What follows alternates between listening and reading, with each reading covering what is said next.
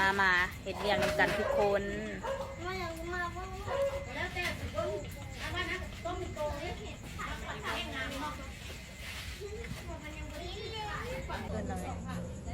เฮียงไอตูกำลังมัดเฝอจ้าเฝอเสียงขวางเด้อมาทุกคนมืออื่นกินเฝอน้ำกันดีกำลังมัดค่ะเขาก็จะมัดไว้แบบนี้เลยจะมัดถึกหรือผิดเนาะมัดประมาณนี้แหละเห็นอะไรก็ได้ให้มันยู่นะให้มันเป็นมัดแล้วก็โอ้ยเรียงนี้ยังหลายเนาะยังส้มผักสักคลิปกันหนีน้อยเห็ดหยางโอ้กำลังชิมมัดเปิดเนาะมืออื่นบ้านเฮามีงานจ้างานขวัญเนาะงานขวัญเห็ดมืออื่นกำลังนั่งเห็ดเบียกอยู่มีลูกๆมีป้าอาเนาะ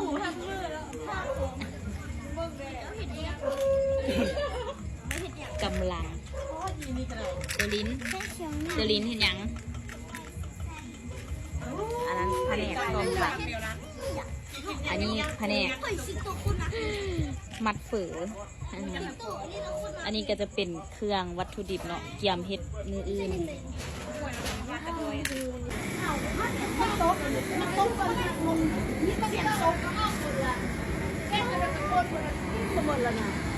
ี่เสียงโต๊ะเขามาชอบจะไปกระโบนเห็นยอมก็เห็นแล้วเสาเห็นได้3 เดือนได้3 เดือนมาแล้วกระเป๋าด้วยนั้น ยิ้มเนตี้คนหัวหมก ขึ้นจะเห็นได้เห็ดหมกอย่างไร มกปลา โอ้เห็ดหมกปลาเนาะปลาอย่างไร ปลาใน โอ้หมกปลาใน โคงงามก่อนโคงงามเอาลงแพ็กเลยเดิมโอ้ยมันเป็นสภาพนี่ก็ แผนกแม่ครัวจ้านี่ไหม ที่สับสุดใจปีใหม่ ดีพอแล้วกับประมาณนี้เนาะเอาไปนึ่งจ้ะดี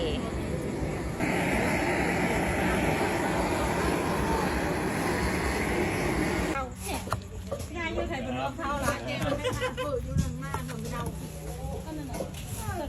เป๊ะที่ทำ สวยสีไข่วะสาว ไส้ตอนที่เด็กก็คือมันมันโดนไปแล้วก็ขาด โดนไปอะไรขี้ฟ้าเลยเผาฟ้าวยำ มุมมันหนังอยู่กระเดิมอันนี้บางน้องก็คือกระเดิม เวลาทาต้องไปรักษาเนี่ย กระหันแบบแบบมันขาด โลดเสียดายเลยเสียดายโลชั่นเลย เดินกระบาลใบกลมมันเลยได้มันลูก โอ้ยเป็นผู้สาวมาส้ม ยังไม่จะหนีสัญญามาให้ไหม อะไรแล้วจุดเดียวนั่งเตียงเดียวกัน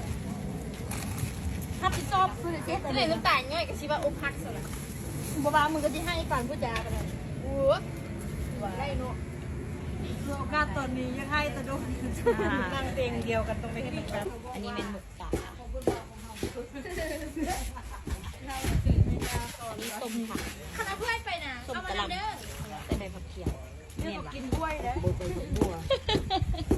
ทักมันบ่หอมขนมทับหัวเทียมใส่แล้วมันยิ่งหอม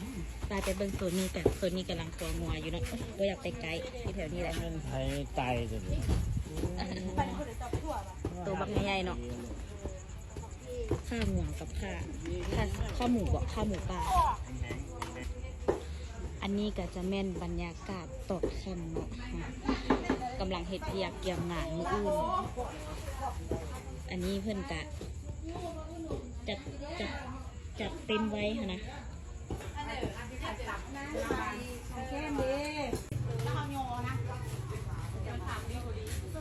กินข้าวอันนั้น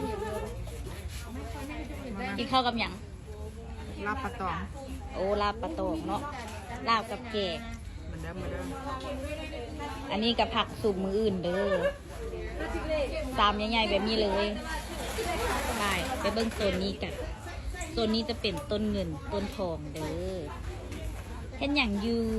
อันนั้นชีต้นเย็นเนาะ ว้าว ใส่ใบละพันใบไม้ไม้แบบนี้เลยเนาะ พันไหน เด้เป็นต้นแบบนี้เลย อันนี้ต้นเงินเด้อเด้ต้นทองต้นค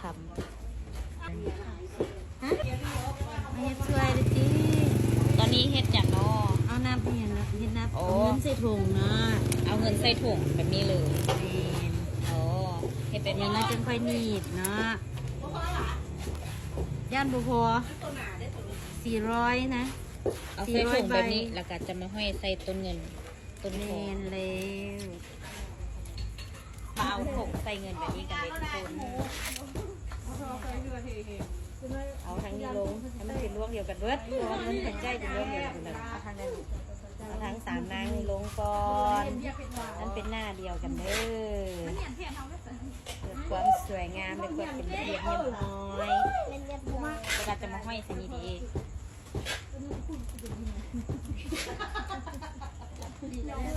ได้เลยเนี่ย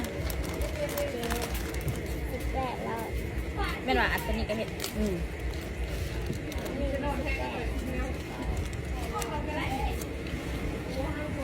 เอามาสีเอามาใกล้สีอ่อนยางแล้วด้วยสี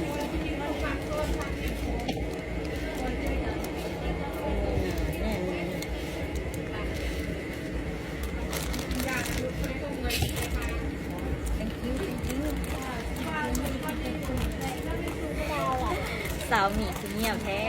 เลยจะร้อนละไข่อะ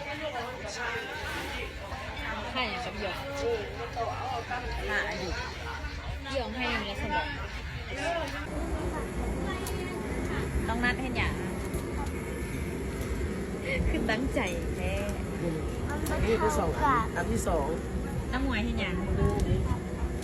น้ำหมวยปิดบนกล้องแน่กำลังทำเงิน เมียนพี่ลูกเอาตัวนี้เมียนลูกลูกนี่พ่อเมียนเดี๋ยวรีวิวละไอ้พ่อเมียน